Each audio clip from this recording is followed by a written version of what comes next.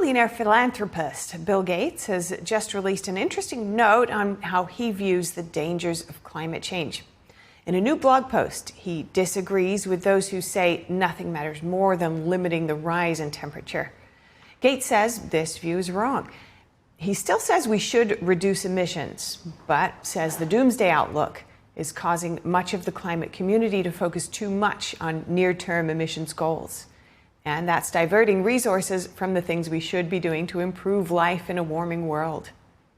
With us now is Kevin Stocklin, reporter with the Epoch Times, who's been following this story. Kevin, you say that Gates's post appears to mark a significant shift in the debate over climate change. Why? Oh, hello, Stefania. It is a radical departure in some ways. So up until now, the narrative has really been that climate was a ticking time bomb, and that we had a very limited amount of time before the results were going to be catastrophic. And this was the message not only coming from Bill Gates, but from UN Secretary General Antonio Guterres, from Al Gore. There was talk of climate catastrophe and oceans boiling and famine and wars, etc.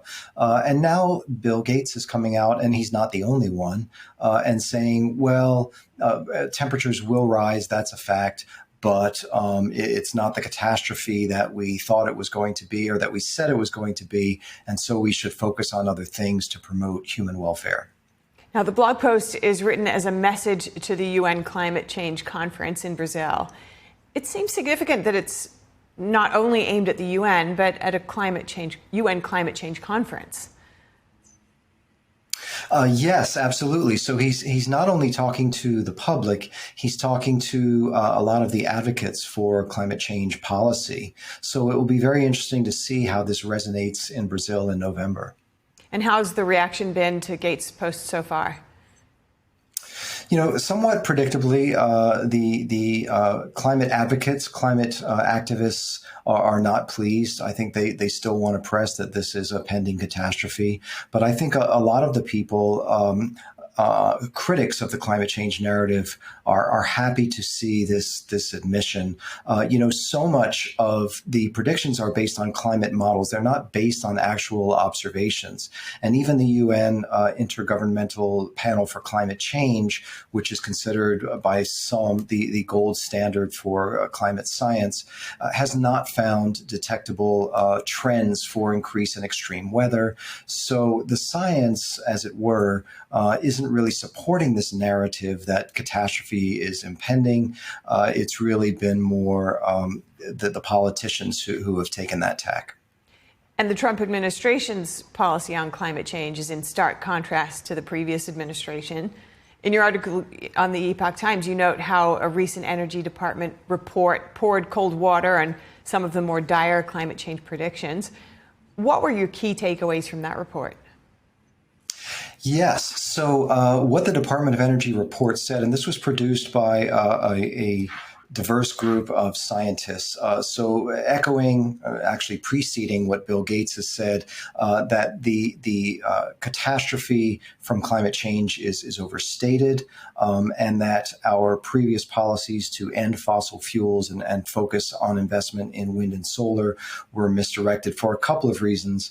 One, that it's really not making enough difference in CO2 levels. China by far is the #1 producer of greenhouse gas emissions.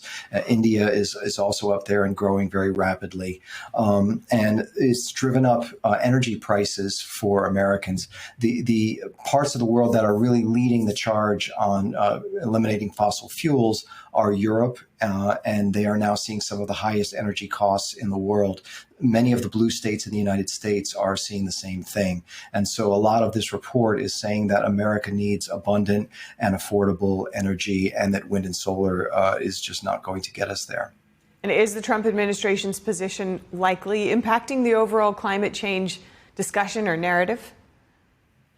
It's very interesting to ask that, whether he's changing the narrative or whether the public has come to the same conclusion. I think he definitely has opened the floodgates for a lot of scientists now to voice their opinions, where previously they might have been censored in social media by tech companies or in the mainstream media. So I think a lot of scientists now feel free to speak out in criticism of the climate narrative. But I think a lot of people are also struggling to afford energy, to pay their electricity bills. And so for this reason, I think there was a lot of public frustration that was out there even before the Trump administration and this DOE report. Now, circling back to Gates, is he expected to step back from climate change advocacy now?